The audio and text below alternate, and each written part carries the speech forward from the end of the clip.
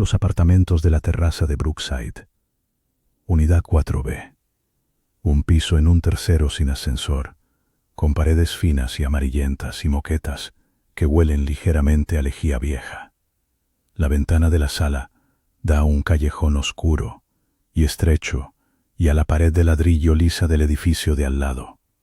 La vecina del 4A se mudó hace 6 meses después de una crisis nerviosa, alegando que las paredes le hablaban. La unidad ha permanecido vacía y en silencio desde entonces, hasta la semana pasada, cuando comenzaron los nuevos sonidos, no desde el apartamento vacío de al lado, sino desde la pared que compartimos. Esta noche voy a contaros lo que encontré viviendo en el espacio entre nuestras casas. Yo había vivido allí aproximadamente 1 año. Era un apartamento barato típico, de esos con paredes interiores huecas, que transmiten cada sonido. Durante los primeros 6 meses, tuve una vecina en el 4A. Una mujer mayor llamada Margarita. Se mantenía apartada. Pero hacia el final de su estancia, la oía a través de la pared, teniendo conversaciones frenéticas y unilaterales. Decía cosas como: «Deja de repetirme», o «Puedo oírte pensar». Supuse que era demencia temprana. Me dio pena. Entonces un día, vino una ambulancia. Ella se fue.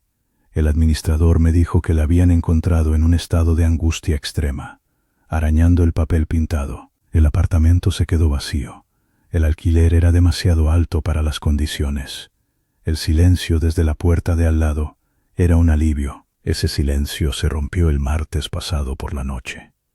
Estaba en mi sofá, intentando leer, cuando oí el primer golpecito. Un solo golpe suave. Provenía del otro lado de la pared de la sala. Desde dentro del 4A, mi corazón dio un vuelco. No había oído que se mudara nadie. Silencié la tele. Escuché. Nada durante 1 minuto entero. Luego, 2 golpecitos más. Tap, tap, tenían un ritmo, no como alguien colgando un cuadro, más bien como una señal. Me levanté y apoyé mi oreja contra la placa de yeso fría y oí respirar. Respiración superficial, rápida. Al otro lado de una pared de 5 centímetros de grosor, me eché atrás. Grité: «Hola». La respiración se detuvo. Me dije a mí mismo que era el edificio acomodándose. Las tuberías. Mi imaginación alimentándose de las historias de Margarita. Me fui a la cama, pero dejé la luz de la sala encendida. No dormí mucho. Al día siguiente, le pregunté al administrador si alguien había alquilado finalmente el 4A. Negó con la cabeza. «No, el sitio está hecho un desastre. Primero tengo que arreglar el suelo del baño. No estará listo en meses». Vio la expresión en mi cara. «¿Por qué? ¿Oíste algo?» Me encogí de hombros. No quería sonar loco. Esa noche empeoró. Estaba en mi cocina, que compartía una pared con la cocina del 4A. Estaba lavando un plato cuando oí un rasguño distintivo. Un arrastre largo y lento, como si una uña se deslizara por el otro lado del yeso. Empezó arriba, cerca del techo, y se arrastró hasta la altura de la encimera. Dejé caer el plato. Se hizo añicos en el fregadero. El rasguño se detuvo. Me quedé allí, con las manos goteando, escuchando el zumbido de la nevera. Y entonces una voz, apagada, distorsionada por la pared, pero inconfundiblemente humana, susurró: «Se te cayó algo». Mi sangre se heló. No venía del apartamento de al lado. Estaba más cerca. Sonaba como si hablara desde dentro de la cavidad de la pared misma. Corrí a mi habitación y cerré la puerta con llave. Llamé a la policía. Vinieron, llamaron a la puerta del 4A. Consiguieron la llave maestra del administrador, que no quería darla. Rastrearon el apartamento vacío. No encontraron nada. Ninguna señal de entrada. Polvo en los suelos, intacto. Fueron educados, pero vi la mirada que intercambiaron. La mirada de tipo solitario con demasiada imaginación. Sugirieron que eran sonidos de otra unidad, viajando de forma extraña. Se fueron. El administrador me lanzó una mirada molesta antes de bajar arrastrando los pies. Me quedé solo otra vez. con la pared. Intenté racionalizarlo. Un animal perdido en los conductos. Pero los animales no susurran frases. Evité mi cocina. Pedí comida para llevar. Pasaron 2 noches con solo silencio. Empecé a pensar que quizás había terminado. Me equivoqué. En la tercera noche, me desperté con un nuevo sonido. No un golpe o un rasguño. Un sonido débil, húmedo, de masticación. Venía de la cabecera de mi cama, desde dentro de la pared detrás de mi almohada. Me quedé perfectamente quieto, mis oídos esforzándose. Había un crujido rítmico, de roer, como algo abriéndose paso a través de yeso viejo y listones de madera. Luego se detuvo, y la voz regresó, más clara esta vez, mucho más clara. Era la voz de un hombre seca y áspera. Dijo: «Tengo hambre». No grité, no pude. Mi garganta estaba sellada por el terror puro. Me deslicé fuera de la cama al suelo y gateé sobre mis manos y rodillas fuera del dormitorio. Pasé el resto de la noche en el sofá de la sala, con todas las luces encendidas. A la mañana siguiente, con la dura luz del día, tomé una decisión. No iba a llamar a la policía otra vez. Necesitaba pruebas. Necesitaba ver. Había un pequeño panel de acceso pintado en el armario del pasillo.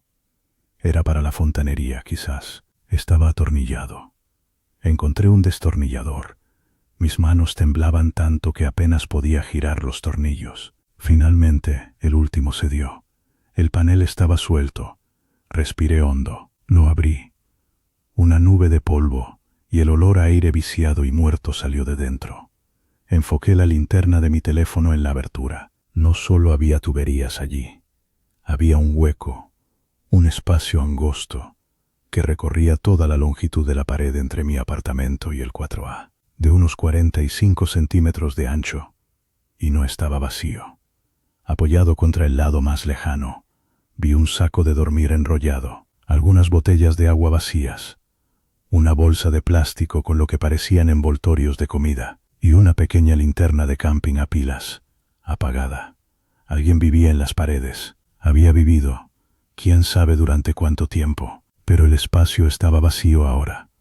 ¿Dónde estaba? Fue entonces cuando noté los agujeros, docenas de ellos, salpicando la placa de yeso de mi lado, agujeros pequeños, irregulares, hechos desde el otro lado. Me acerqué más, mi corazón martillando contra mis costillas. Puse mi ojo en uno de los agujeros, dirigiendo la luz de mi teléfono. El haz cortó la oscuridad del espacio angosto e iluminó otro ojo, mirándome fijamente desde 15 centímetros de distancia. Estaba abierto, sin parpadear, rodeado de piel mugrienta. Él no se había ido. Estaba justo allí.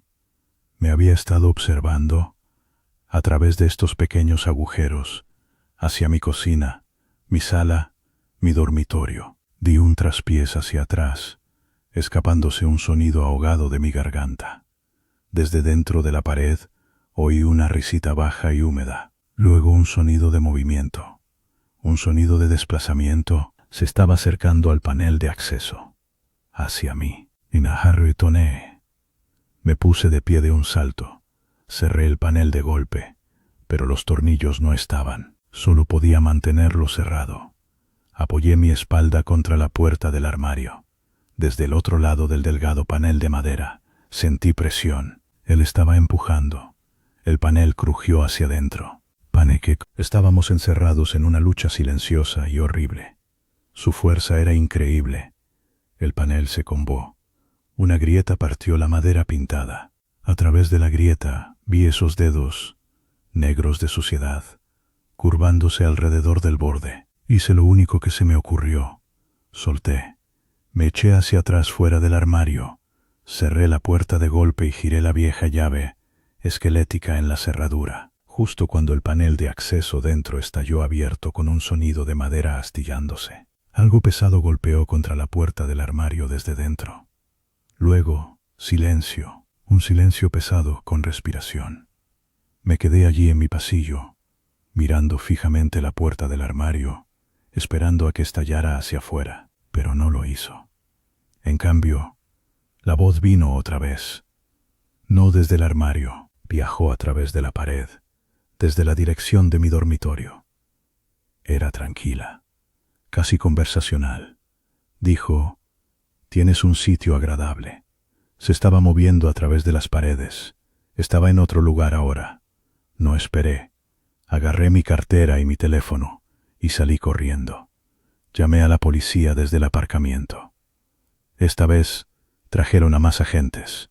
Trajeron al administrador con la llave maestra del 4A otra vez. Cuando forzaron la puerta de mi armario, encontraron el panel de acceso destruido y encontraron un rastro de mugre y polvo alterado que iba desde mi pared hacia el espacio angosto y en dirección al 4A. En el apartamento vacío de al lado, encontraron una tabla del suelo suelta en el armario del dormitorio. Debajo de ella, una caída vertical hacia la infraestructura del edificio. Un pozo de mantenimiento que nadie había usado en décadas. Era su entrada, su autopista. Él se había ido. Nunca lo encontraron. El administrador, pálido y sudando, confesó que había encontrado el pozo abierto hacía meses, pero pensó que simplemente se había olvidado de asegurarlo. Después de que Margarita se fuera, después de que comenzara el silencio, me mudé esa misma semana. Perdí mi fianza. No me importó. Pero antes de irme, tuve que volver una última vez para recoger unos documentos. El apartamento estaba vacío, resonante. La puerta del armario seguía rota.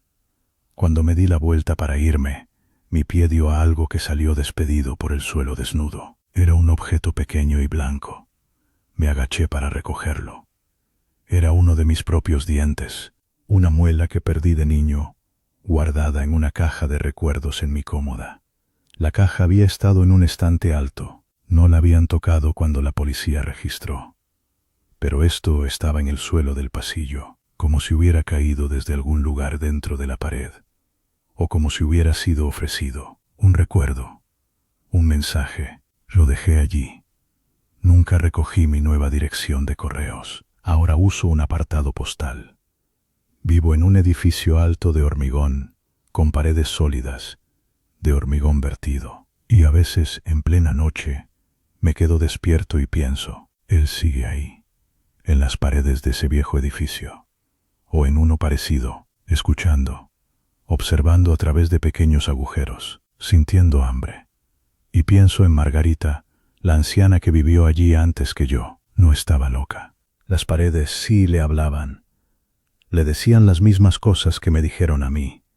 Ella solo escuchó durante más tiempo del que yo jamás podría. Nos vemos en el próximo episodio.